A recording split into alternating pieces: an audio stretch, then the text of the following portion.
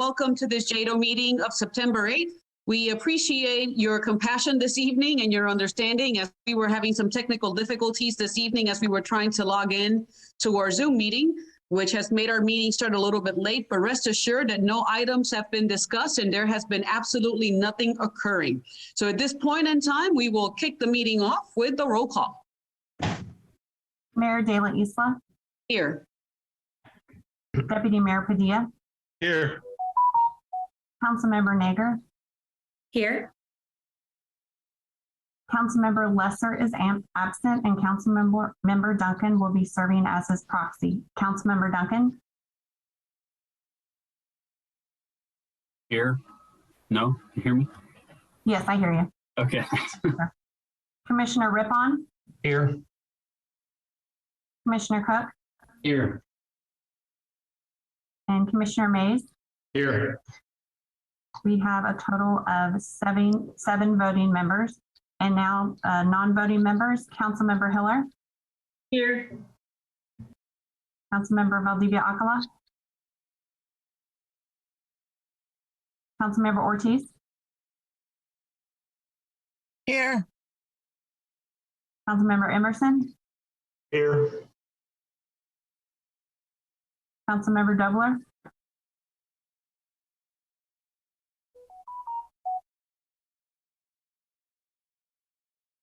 And 3 non-voting members present. That completes roll call.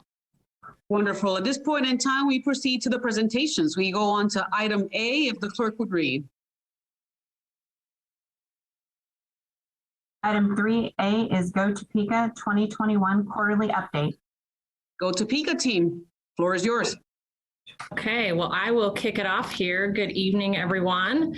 Wanted to share. It's not allowing me to share my screen. Can the host make that active so I could share my screen? While they're doing that, I'll go ahead with some comments that don't need slides to go along with them. I just wanted to share a couple of staff announcements with you all.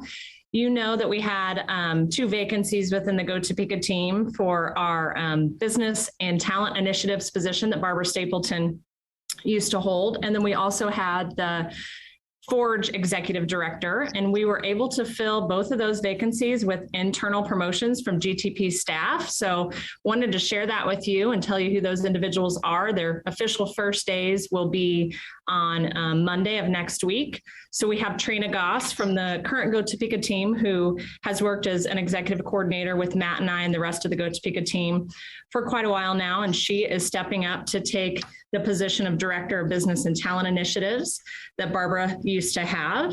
And we also have Rhett, who you just heard speaking and is the man behind the scenes for a lot of issues. And he is taking the position of Executive Director for Forge. So you'll notice here, he has slid in a nice picture as he developed this presentation for tonight of the Forge Fest concert. I think he probably did that on purpose to show that off a little bit. But if you were able to make it downtown to the plaza, Forge did hold Forge Fest a couple of weekends ago at the plaza with some bands and a great turnout there to celebrate the kickoff of, the ending of the summer and the kickoff of some new beginnings for Forge with Rhett taking the lead. And we're excited about the future there with the volunteer leadership we have with Delmetrius Heron and incoming chair Justin Moore as well.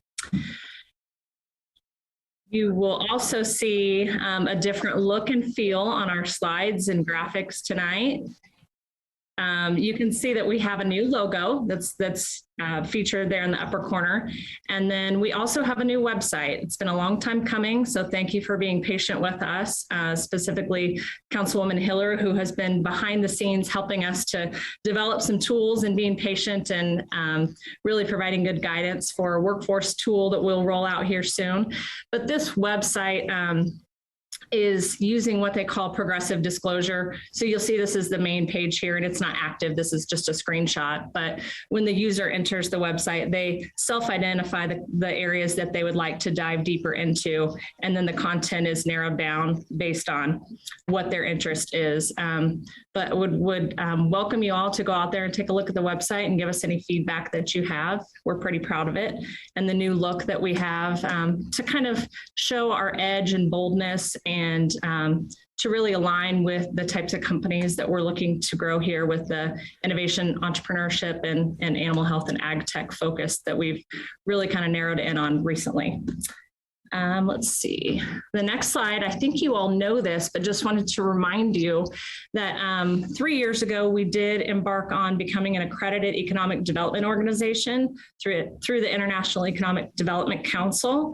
And every 3 years, we have to submit a lot of information to maintain that accreditation. So we did submit this year and were awarded accreditation again. We're the first and only AEDO in the state of Kansas. And we also, within the partnership, I want to give some kudos to our partner organization at the Chamber. They received accreditation through their organizations for the first time ever, and they received star ratings, and they got a 5-star rating. So that's pretty cool. So within Visit Topeka. Molly, if you don't mind, Team City of Topeka, if you could please mute yourself.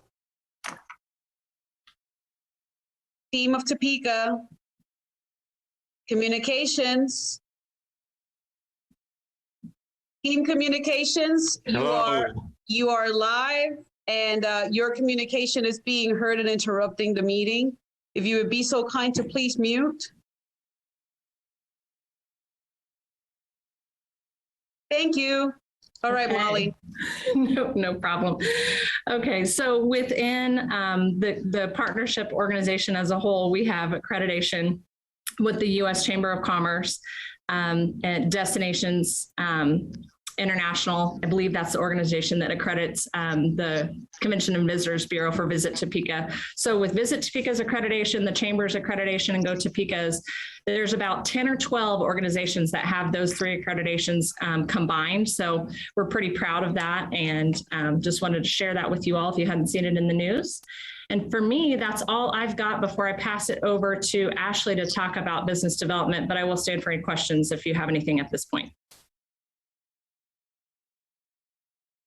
Questions for Molly?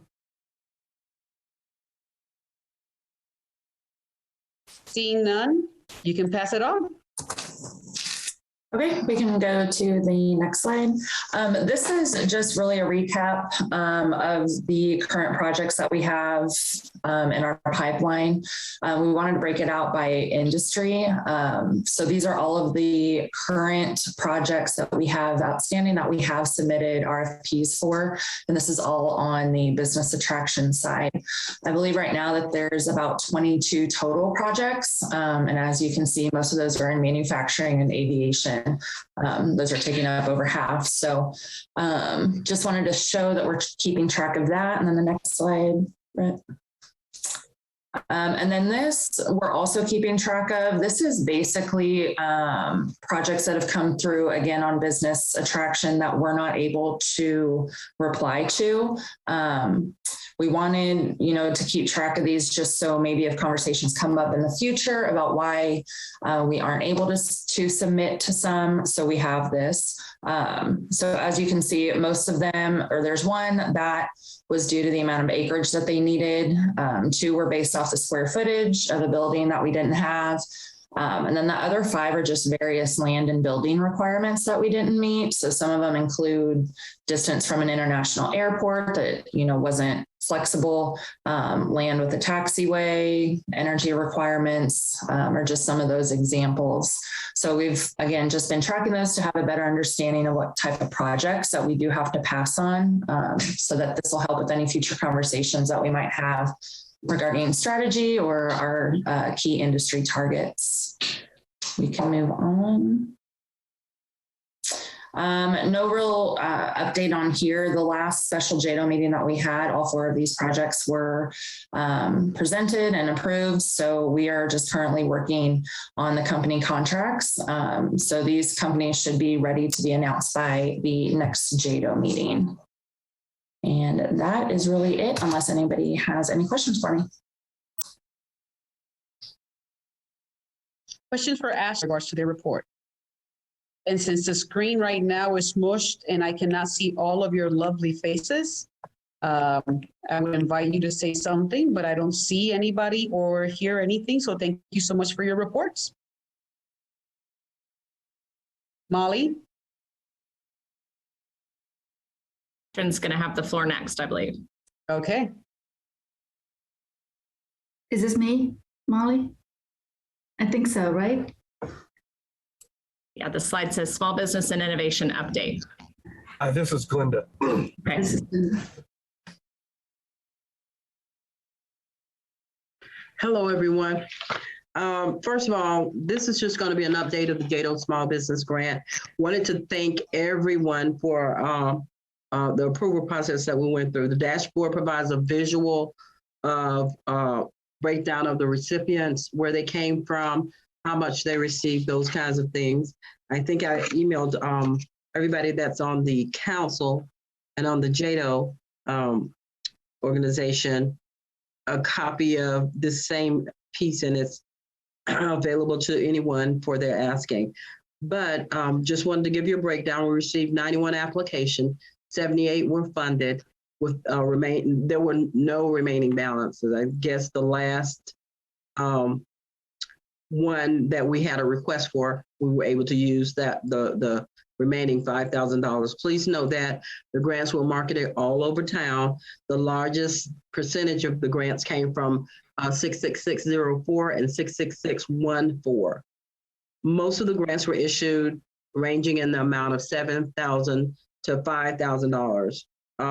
The oldest business that received the grant, just an FYI, was established in 1984 with 7, and we wanted to be sure that we addressed some of those that were in need during the pandemic. 7 started their business in 2020, and they were funded for assistance as well. So our goal, one of our goals, was to make sure that we did not leave those individuals that started their business in the pandemic out.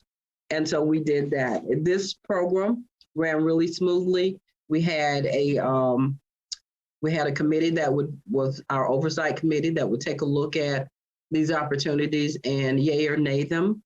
And we had a lot of little things in place to make sure that we were checking all of the, crossing our T's and dotting our I's for this program. So we want to tell you that we appreciate you, JEDO, for approving this program.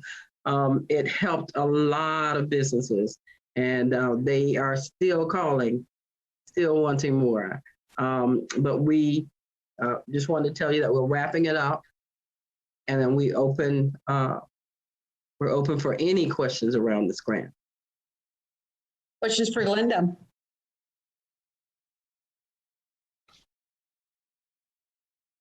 Seeing none. Linda, thank you so much for this report. Thank you.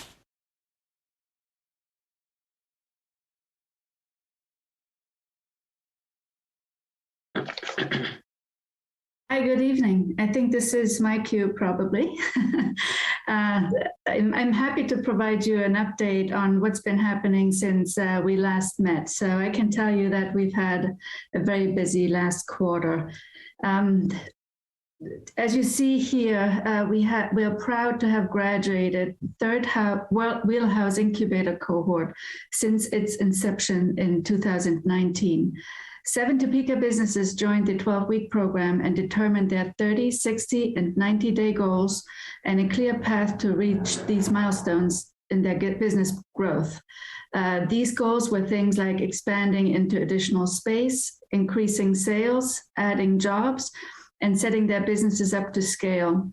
So you see the names of the businesses on the screen here. They all make Topeka what it is today, and they have a vision to make it even better.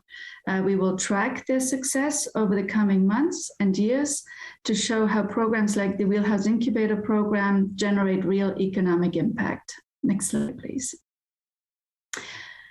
And you see some happy faces here that pictures that we took at graduation. Next slide, please. So these are the businesses that all of you know and love, and we're really proud to be able to support them in their growth. Next slide, please. Our second program, the Plug and Play Topeka Accelerator Program, welcomed 10 startups into the first cohort in March of this year. We talked about this earlier, and all of these startups graduated successfully on June 10th. Many of you attended the graduation celebration, and I want to thank you for all your support. We had co-hosted the event with Plug and Play and also with Biokansas in an all-day golf scramble. What I'm especially proud of is that after 15 months of virtual-only meetings, we could actually welcome one startup in Topeka in person. And so meet John Brown of Stenco in the picture here. 2 Cargill representatives traveled to Topeka as well. And of course, we always can count on the support of our local founding partners, Hill's Pet Nutrition and Evergy. The event drew about 150 attendees. Next slide, please. Plug and Play evaluates the success of each of their programs with 2 metrics: the number of non-disclosure agreements signed between startups and corporate partners, and the number of pilot projects that have been started. These metrics are indicators of potential future relationships that will allow innovative technologies developed by those startups to scale. This is where economic impact happens. And we're continuously looking for ways of keeping as much of that economic impact in Topeka and Shawnee County. Next slide, please. Plug and Play has also added to the Topeka team. Lindsay Leban had joined back in March as program manager. Bhavna Tairani is the program's venture analyst. And the most recent addition, Eric Buda, leads corporate engagement. In addition, Abigail McCrory, a Washburn student, has been added as intern to support operations on the ground in Topeka. Next slide, please. For our fall cohort, 66 companies had been presented as potential participants. About half of them are located in the US, but a large portion, they are from elsewhere in the world. Plug and Play are getting ready to announce this week which 10 to 12 companies will be selected to participate. So stay tuned for press releases on that topic. Next slide, please. And this will give you a sense of what the program actually entails. It may be a little too small to read, so let me highlight a few things here. While we had to go back to virtual format, there are a number of interesting events, and I want to invite anyone who is interested to join those. On September 23rd, there's a Women in Agriculture event that is co-hosted by our counterparts in North Dakota. And then there's the Expo event on November 10th. That is the final pitch event of the startups. We will share registration information as soon as it's available. Next slide, please. Okay, and so let me also give you an update on our efforts to put infrastructure in place that will help us make Topeka sticky for innovative companies that we want to attract. You may have seen some recent media coverage last week about BioRealty acquiring the Wolf's Camera and adjacent buildings to create the new home of innovation in Topeka. Next slide. And just to remind you a little of the history and how we got to this point, we actually engaged with the 2 developers, BioRealty and Clark Enerson, my partners, back in December 2019. So that's a year and 9 months ago. You may remember that we kicked off 2 viability assessments last summer with BioRealty has actually taken the Wolf's Camera building under contract back in October 2020. Shortly thereafter, the viability assessments were concluded, and we all remember the approval by this body of funds that enable us to move forward with this development.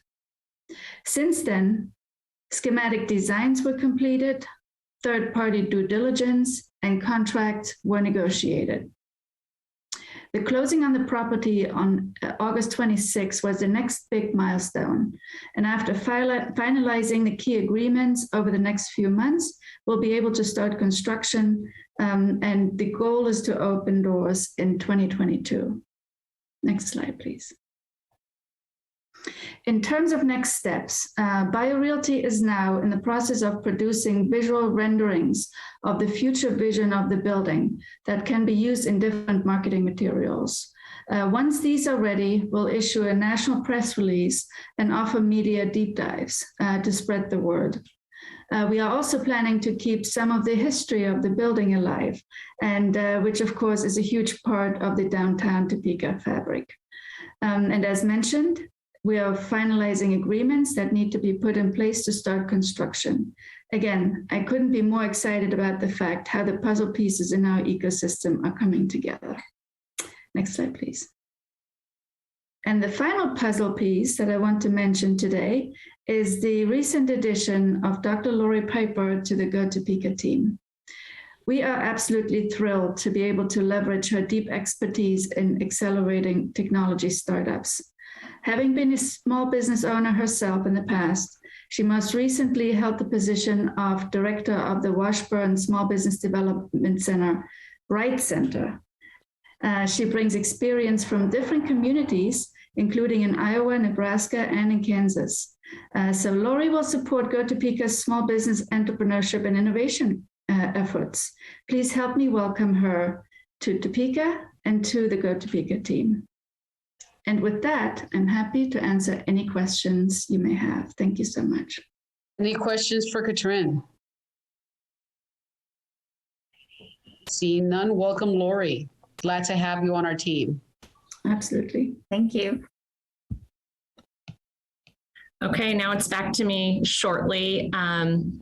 Just wanted to give you some numbers for an update on Choose Topeka. I know you received these in your written report, but the one that you have right now is a bit outdated. So here's the latest numbers. A total of 35 candidates from the employer matching program and 19 from remote. So that's a total of just under $350,000 committed for the Choose Topeka incentive program. We're still marketing it heavily and still getting applicants trickling in and still even receiving resumes from people all around the world that just want to move to Topeka and want to find a job. So we're still maintaining a database of those resumes and sharing that with our HR partners so that if they would like to sort through those resumes or look for a certain type of skill that they're really having a hard time hiring, then we'll share that information with them as well. So just a quick update for you all on Choose Topeka. All right. Anything else, Molly? No, I believe that concludes our quarterly report section. All right. Well, at this point in time, if there's no other comments or questions with regards to the report, thank you so much for the report. Just remember that you can always reach out to Molly or anybody in their team and make sure that you get a deeper dive on anything that you feel like you need a little bit more information on. If there is no questions or comments, we move on to item B, if the clerk would read. Item 3B is local economics presentation.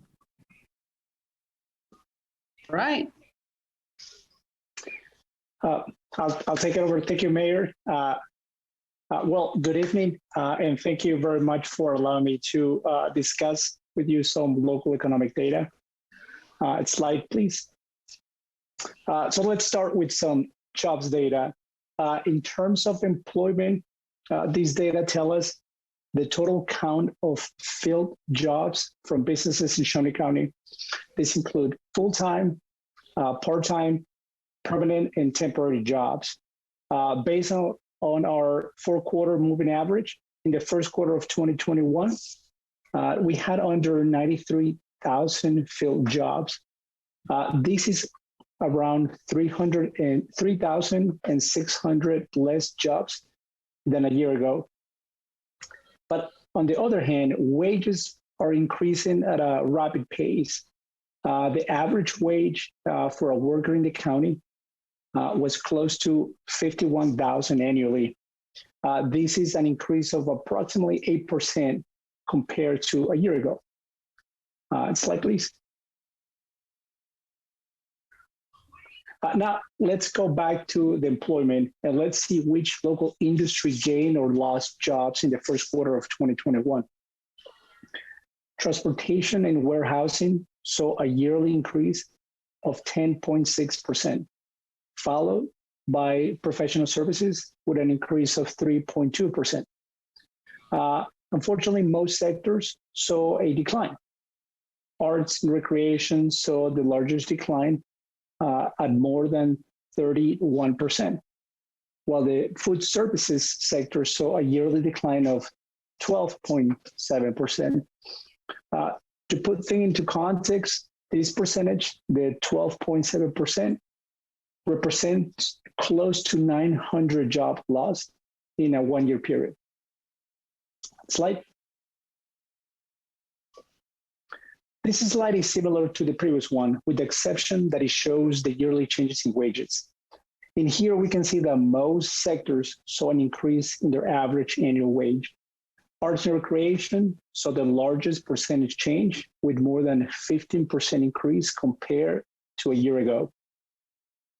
Slide. Now let's talk about the unemployment rate.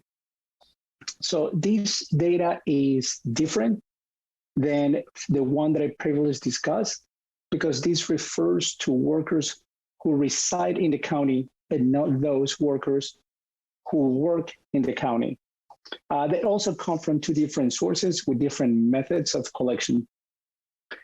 As of this past July, our unemployment rate was 4.4%, representing 4,170 unemployed workers residing in the county. Slide. While our unemployment rate slightly increased since June 2020, the number of employed workers living in the county is relatively high, with 91,290 employed workers. So at this point, I'm giving you somewhat of mixed messages, but I'll wrap it up here and explain why. Slide. An increase in the number of employed and unemployed workers in the county shows that over time, more people are entering the labor force. Our current labor force has 95,460 workers, which is not at record high levels, but it's pretty high. So this data shows a bit of a mixed finding. On one hand, there's a strong demand for labor, where businesses are fighting for workers by increasing their wages, by providing other benefits. But at the same time, more people are entering the labor market, increasing the number of employed and unemployed workers. Slide. So finally, let's talk about local consumption in the form of taxable sales.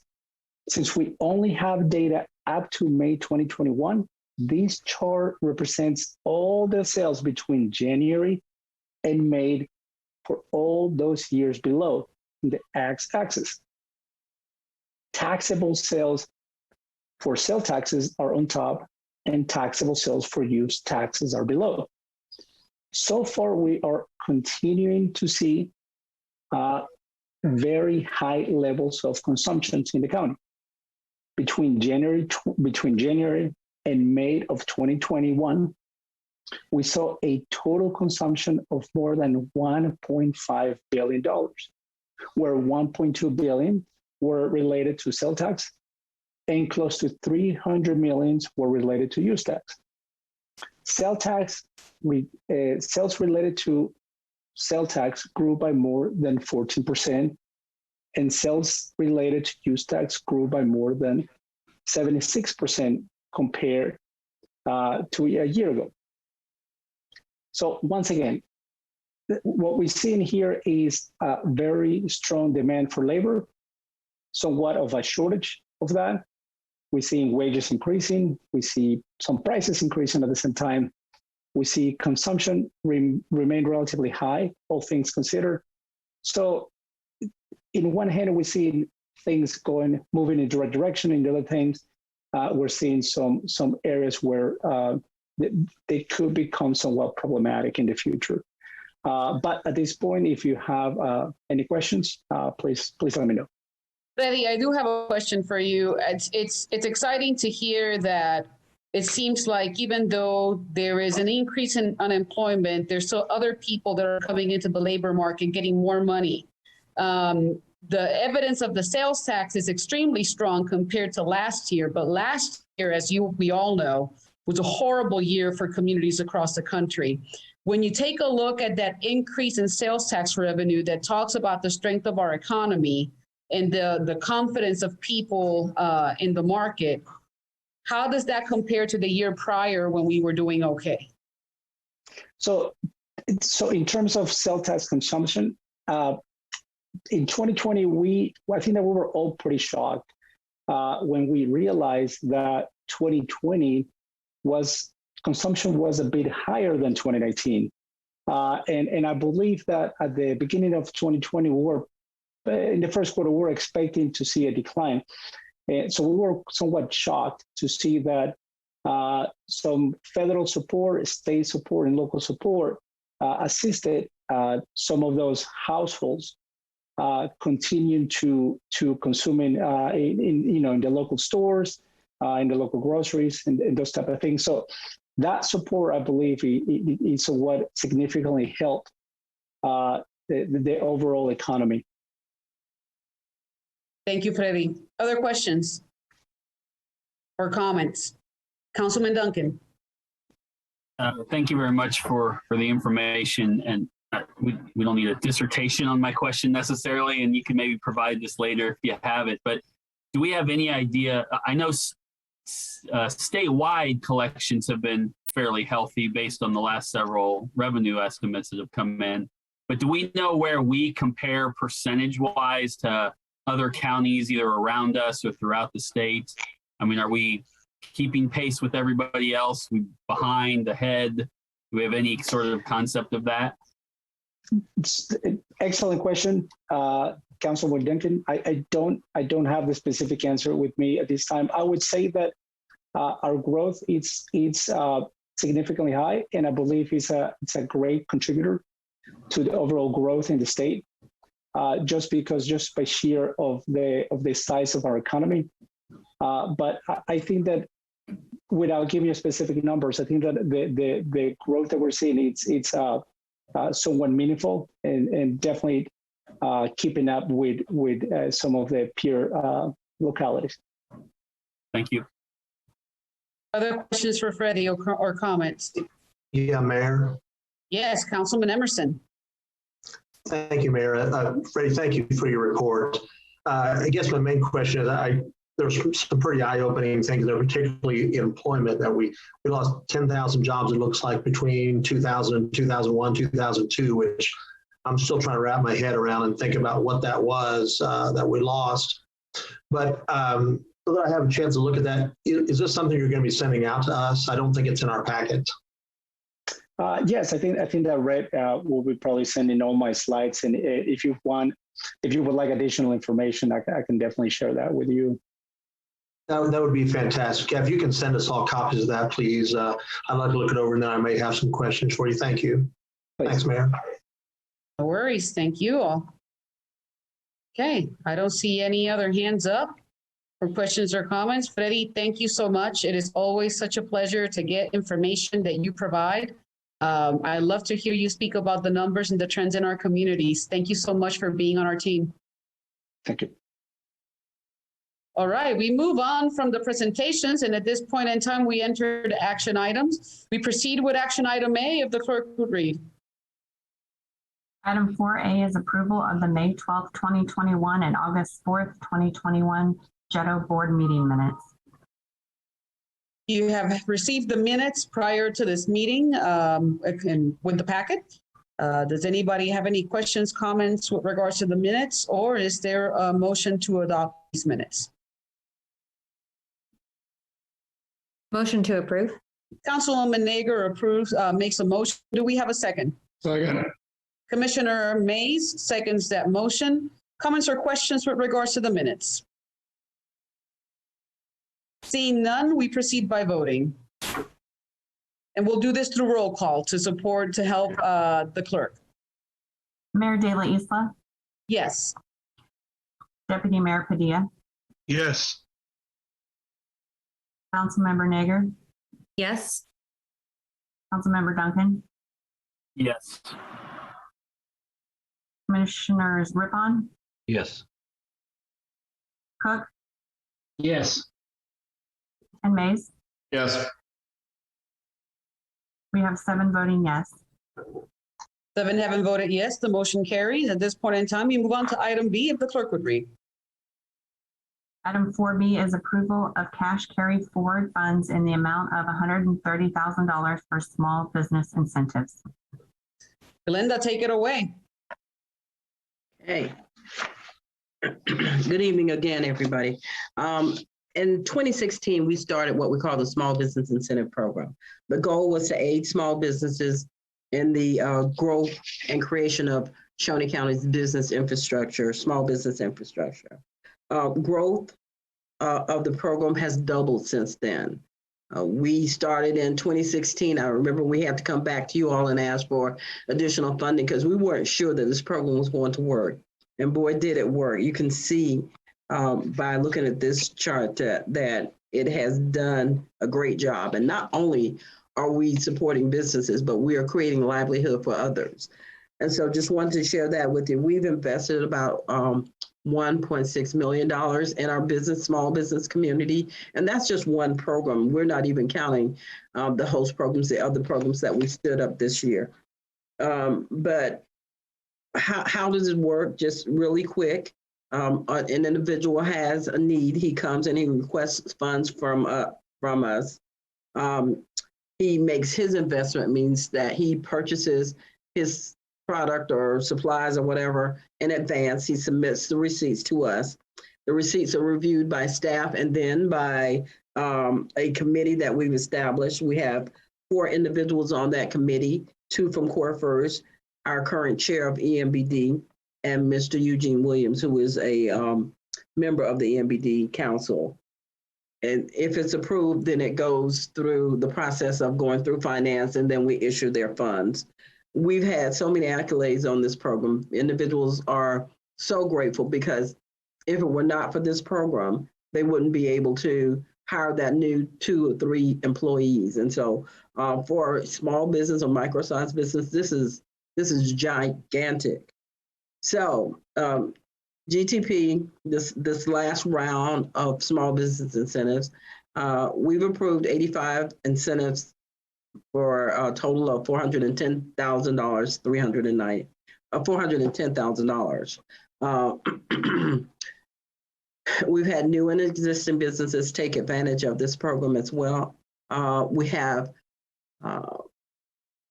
we had requested in our budget last year $430,000.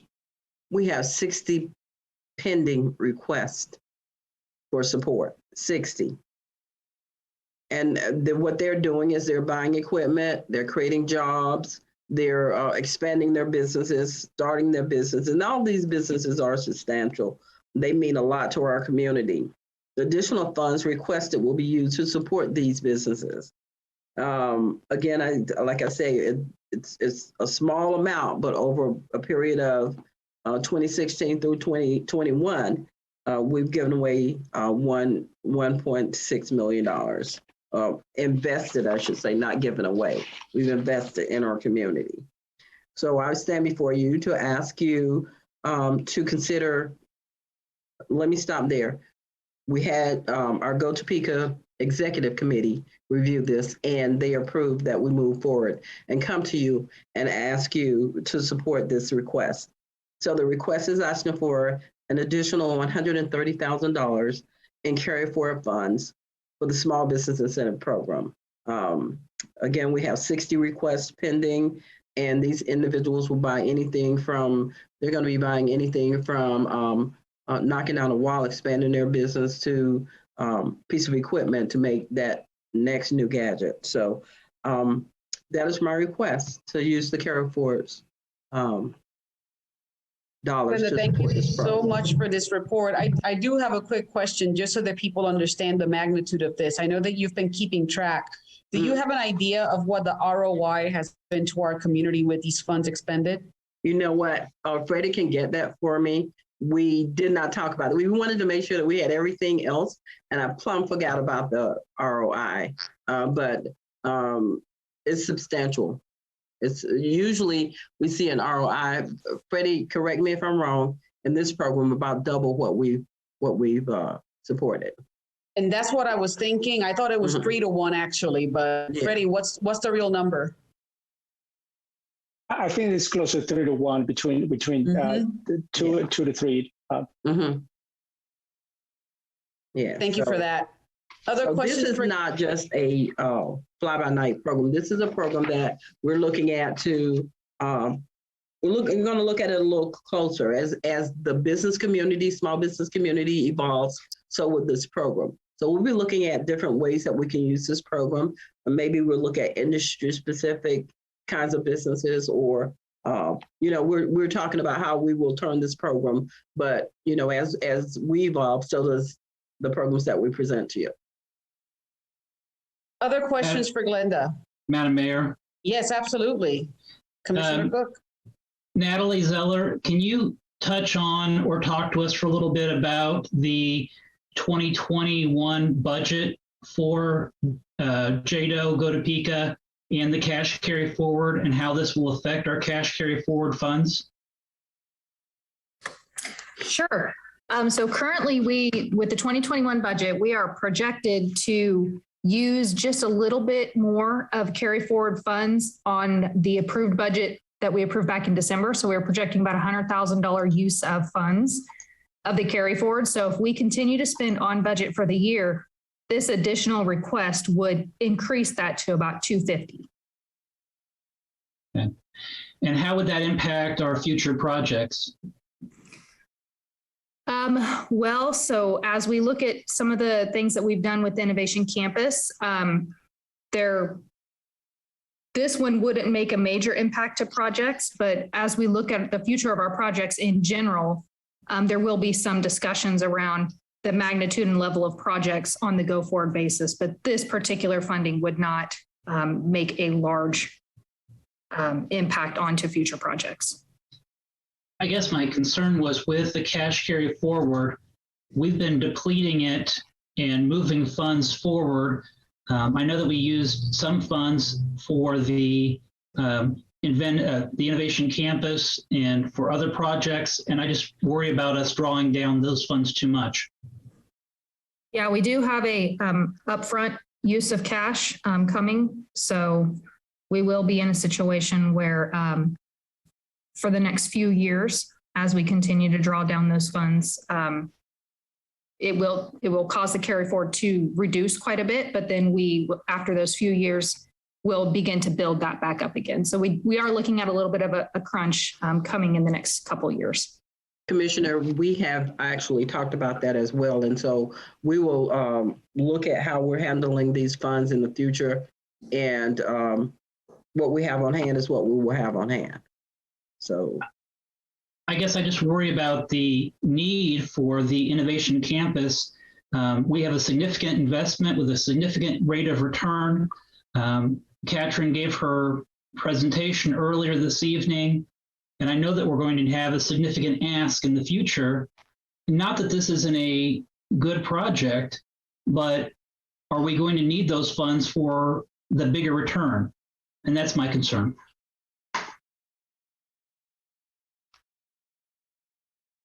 Thank you, Commissioner. Other points, comments, questions?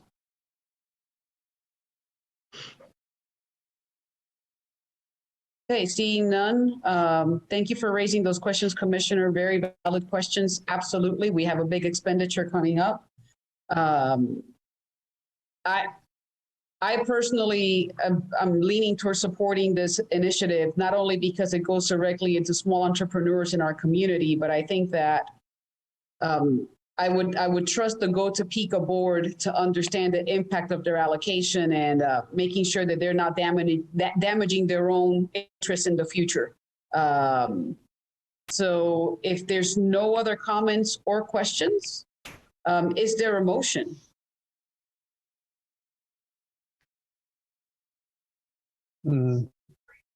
I'll move to approve. We have a motion for approval by Commissioner Mays. Do we have a second? I will second. Second by Councilwoman Nager. If there's no additional comments or questions on this item, we would then proceed by voting.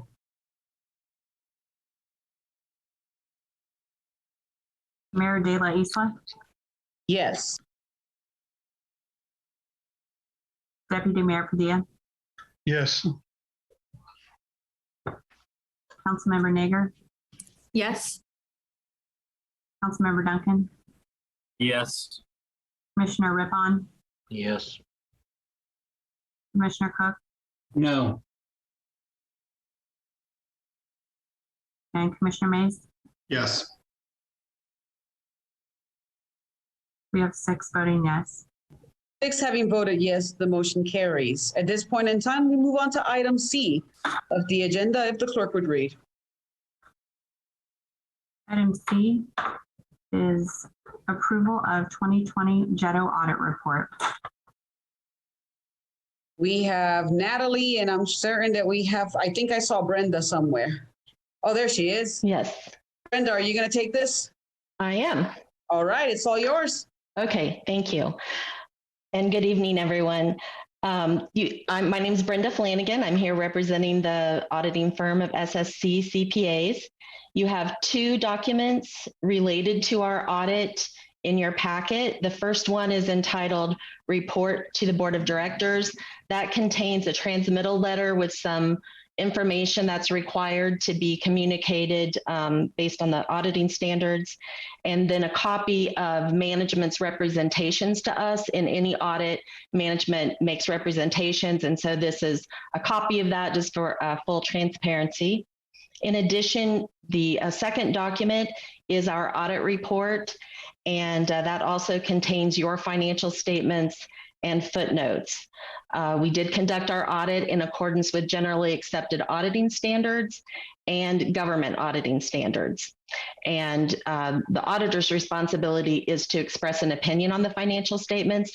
And you see that at the bottom of the first page of our report, which states that we believe the financial statements are materially accurate in all material respects. They present fairly in all material respects in accordance with accounting principles generally accepted in the United States.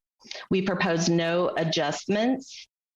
And there's also a second report that's at the very end, and that's a report that's required under government auditing standards.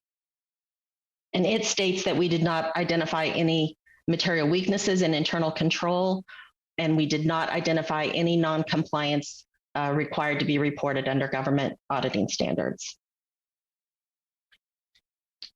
Does anyone have any questions? I didn't intend to go through the financial statements themselves, especially since we didn't propose any adjustments. Yeah, no, this was a really clean document, and we have a clean audit. Any questions from the governing body members? Seeing none, Brenda, thank you so much for the report. What is the pleasure of the governing body with regards to the audit? And just so that the public knows, this is not the Topeka audit. This is the JEDO audit, just ensuring that we have received your sales tax dollars and that we have passed those dollars through the way that we were supposed to. So this is all that this is. Just wanted to make sure that the public knew. Okay, what's the pleasure of the governing body? I'll move to approve, Madam Mayor. Thank you so much. Commissioner Cook moves to approve. Do we have a second? I'll second. Councilwoman Nager, the queen of the seconds tonight. Do we have any other comments or questions before we proceed with the vote? Seeing none, we proceed by voting. Mayor De La Isla, Yes. Deputy Mayor Padilla, Yes. Councilmember Nager, Yes. Councilmember Duncan, Yes. Commissioner Rippon, Yes. Commissioner Cook, Yes. Commissioner Mays. Yes. We have 7 voting yes. 7 voting yes, the motion carries. The audit is approved. There is no public comment this evening, which is the next item on the agenda. The next item would be a reminder to everybody to set in your calendars Wednesday, December 8th for our final JEDO meeting. That is, unless we have any amazing deals that come through before that we may have a special meeting in between. But if there is none of those, our next meeting will be December 8th, same time, same bat channel, hopefully in person by then. And if there is no other items in front of the governing body,